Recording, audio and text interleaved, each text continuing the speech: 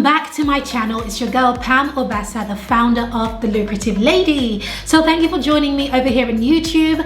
In this video, I want to share a few things that I do on my Instagram account specifically that has helped me to double my following.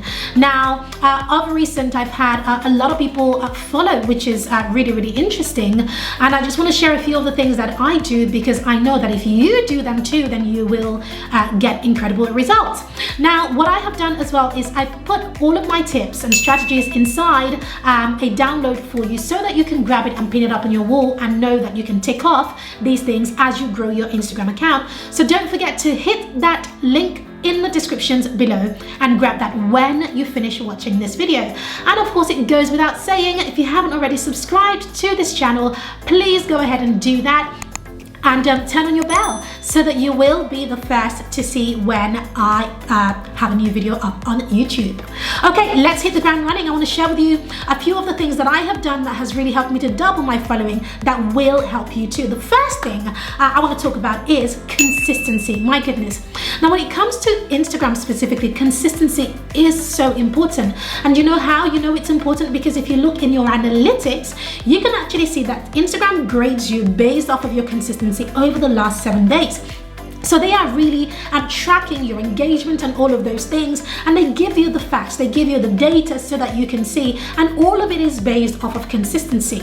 Now, I'm a big believer that if you're going to be using social media for your business, that you should be publishing regularly. Now, what does regularly mean to you? Now, in my business, we publish daily, but I have had stints in my business whilst growing Instagram where I haven't published for weeks at a time, especially during COVID, when my husband was in the hospital, for example, and he was in a coma. I promise you, the last thing on my mind was keeping up with Instagram or any of these other platforms. But guess what? Even during that time, my account still grew, which absolutely blew me away, because I came back, to get back on track with everything. And I realized that I didn't actually lose followers. I didn't actually lose anything. I had to work a little bit harder to increase consistency, to increase engagement rather. And that again just went back to being consistent. The moment I got back on the horse and we became consistent again and tried lots of other things that has really helped, the things I'm going to be sharing with you today, I saw a massive improvement in the engagement. So consistency is really important. Now, with consistency, it doesn't mean post 10 times a day. It doesn't. You've got to figure out what your capacity is and stick to that. That really is what consistency is. It really is a matter of sticking to a specific pattern so that the algorithm recognizes your specific pattern.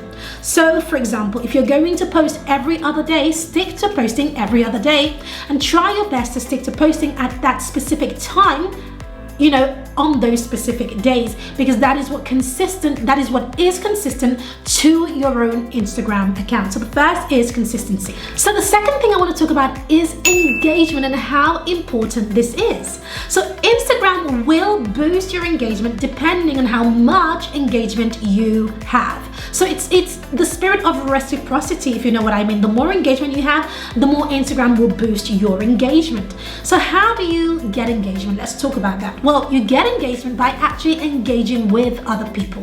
So at the very least, if somebody comments on your post, make sure that you respond to those comments and go out there and make sure that you are engaging with other people. One of the things that I like to do and what I practice and what I preach is that 15 to 20 minutes before and after you publish a post, try your best to make sure that you are engaging with other accounts prior and after posting your own post. What this does is it does what I call warming up the algorithm. This works incredibly well on Facebook, it works on Instagram, works on LinkedIn, works on any platform actually, where you warm up the algorithm.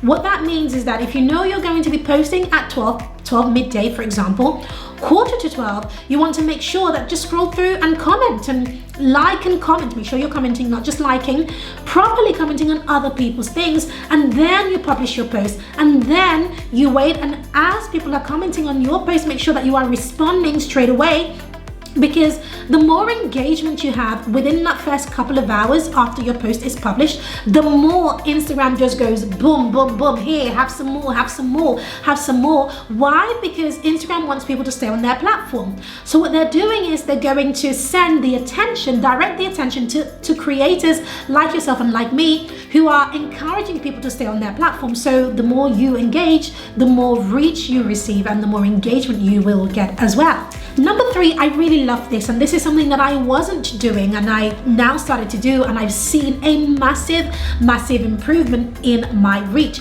and that is that I promote my own posts. So how do I do that on Instagram? So if I have posted something on Instagram feed, well, I actually have a team who help me with this. So I create all of my content, and my team, they handle all of the creation in terms of the images, the captions, the editing of the videos, etc. Right? So once that has been done, what I make sure that I do is I go back in and I make sure that I promote it in the stories. Right? I have noticed a massive amount of reach in the stories alone.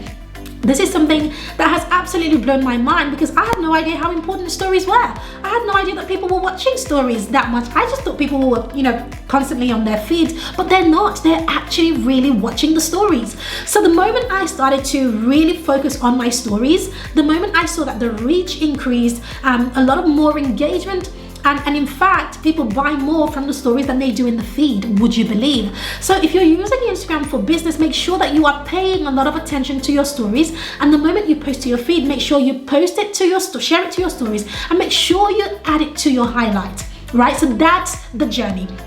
Feed, stories, highlights. Feed, stories, highlights. And of course, you can have a lot more things in your stories than you can in your feed, or rather than you should in your feed. So for example, if you are posting on your feed, like say once a day or once every other day, in your stories, you've got to be posting a lot more and adding to your highlights. That circle that I call the circle of life of Instagram is really important. Okay, so tip number 4 is that you want to encourage retention. And one of the ways that you get to encourage retention is when you create your post for your feed on Instagram, try to create multiple posts in one post so that people have to swipe through. What do I mean by that? So let's say, for example, so now I'm recording this video, right? So if I'm going to be posting about this specific video on Instagram, I'm going to be sharing roughly, based on my notes, probably like 10 steps here, 10 tips in this specific video. I might have my team create 10 different graphics, so that on graphic number 1 you see tip number 1, which was consistency. On graphic number 2 you see tip number 2, which was engagement. For example, graphic number 3 you see tip number 3, so that if somebody is watching this or reading this post on Instagram, they have to go swipe all the way to the end in order to be able to see the entire thing, the whole thing in its entirety. Now, why is this important? Well, Instagram rewards engagement. Instagram rewards time spent. So if you are encouraging your followers to remain on the platform by giving incredible value, Instagram will reward your account. The algorithms will favor your account, and therefore you will be rewarded with more reach. So it does take a little bit more time, but it is totally worth it. And that leads me to my next tip, and that is to make sure that you are tracking your insights. You are looking on your insights and that you are tracking and knowing what's going on. One of the things that I love to track in my insights is to see from time to time when it is that my followers are online. Now, here is a mistake that I used to make, and this is a rookie mistake, and I was a rookie, and so I made this mistake. One of the mistakes that I used to make was that if my Instagram followers are online at 12 noon, I would post at 12 noon. Now, that's something that you shouldn't do, because it's peak, right? Peak means that it's traffic, because to think about it as traffic and road jam, and everybody's out on the road. What you want to do is you want to post just before the peak.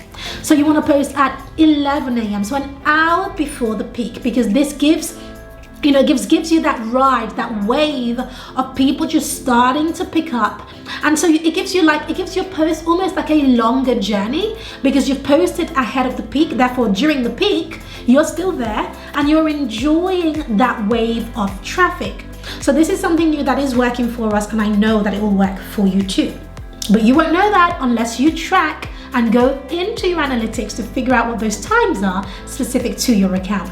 So the next tip that I want to share with you is something that I actually saw a lot of results in, and that is specifically in the stories. So I have been using my stories a heck of a lot more, but what I'm talking about specifically when it comes to stories is to make sure that you are using a lot of engagement in your stories. So as far as engagement, right, a few of the things that you can use are in your stickers. You can use the questions, you can use the polls, all of these type of things that really help you. It's already pre-built in Instagram, right? They're giving those tools to us as creators, as entrepreneurs, as people in business to help us.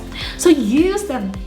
Don't be boring. Don't just post an image and dash. Don't just post a video and run away. No, go the extra mile by using engagement. So for example, if I'm going to post in my stories, you know, I might post a series of things that I'm doing, and at the end I'd ask a question, right? Or at the end of that I'd create a poll. What do you think I should do? Shall I buy a new plant for my studio? Yes or no? Simple. That's something that I do all the time. What do you think I should do? I'm planning to buy new cushions for my sofa in my studio. What do you think? Do you think yellow would work? Yes or no? Now these might seem like trivial questions and questions that just don't make any sense, but it's not about that. It's not really about making sense in that way. It's about engagement. It's about creating conversation, and you just never know what might come out of it. One of the ones that I did that I was really surprised about was, I was talking about in my stories about how it's my birthday coming up. Whoop, whoop. And I really want to get a new dog, get a pet. I don't have a dog, get a dog, right? I really want a dog. And the poll was, should I get a dog? Yes or no?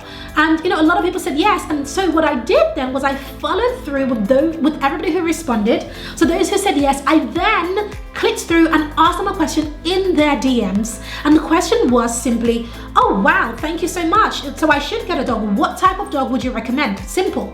And you know what that did? It opened up conversations with people who I'd never spoken to, who are following me but I'd never engaged with, right?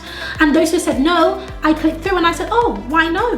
What do you think? What is it about getting a dog that you don't think is a good thing? And again, it opened up, genuine conversations. The thing about social media, Instagram specifically, that you have to understand, well, this is to do with every platform, but we're talking about Instagram here, is that these are real people. Right? They're not just followers, they are real people. So try your best to have real conversations. So go the extra mile to have real conversations, because I tell you something, it will pay off in the end. Okay, so I want to talk about stories some more. So here's a new strategy that I'm doing on my Instagram account. And by the way, if you haven't followed us on Instagram, please make sure you follow us at Pam Obasa and of course at The Lucrative Lady. Make sure you are following us on both accounts so that you can actually see how I do some of the things that I'm sharing with you today. So one of the things that I do on our Instagram account is that I really divide the type of content that I share. So for example, on our feed, I might share a lot of businessy type of stuff, but in the stories, I actually share proper stories. So I share stories about my day. So today, prior to recording this video, I shared a few stories about it. I did a few story videos, a few images, all about what I'm doing. And after recording this video, I'll be going out to lunch with my husband, and I'm going to be sharing some stories about that. So I try to use my stories to share real life, so that there is a diverse mix of content coming from me. So therefore, if you go on my feed, you get to find out exactly what's happening in business, how to grow your business and all of that. But that can feel a little bit too much, and it can make a brand look like they're not human. Do you see what I mean? Just look, very, very boring, because you're very one-track minded and you're only talking about one thing. So what I have done is I'm using the stories to diversify my content. So in my stories, I'm sharing the real Pam, i.e. what's going on at home, what's going on with my kids, what are we eating, what are we not eating, what am I liking, what am I not liking, what's going on. I'm speaking the truth in its rawest form.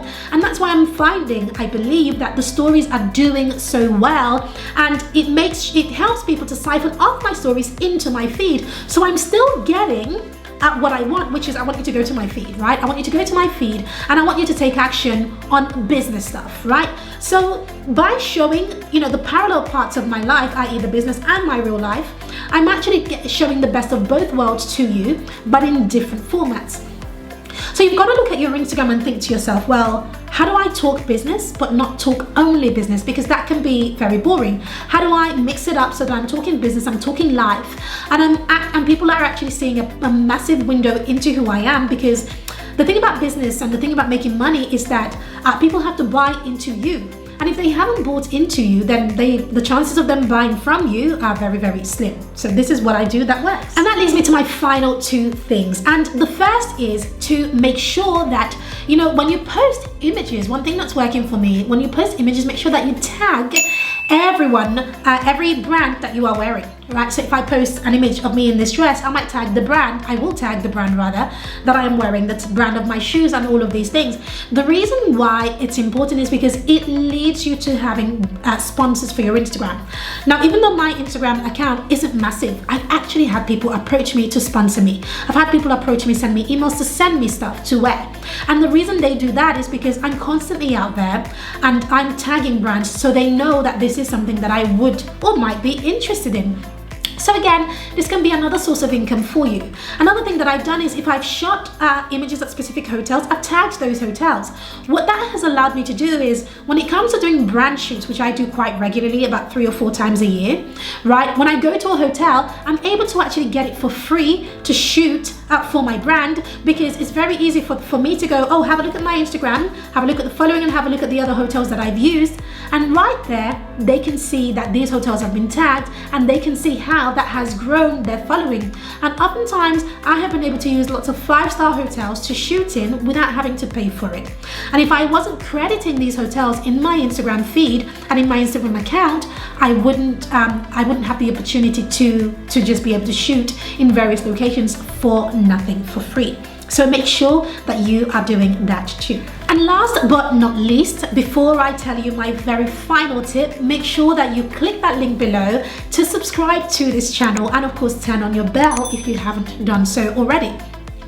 My final tip for this is to make sure that you know what your followers want from you. Really, really important. Now, I noticed that my followers really want real life. They don't want just business. A couple of the posts that I've shared about my husband, about my marriage, and not necessarily my marriage, but about my husband in terms of, you know, the health challenges that we have had, which this year has just been crazy, right?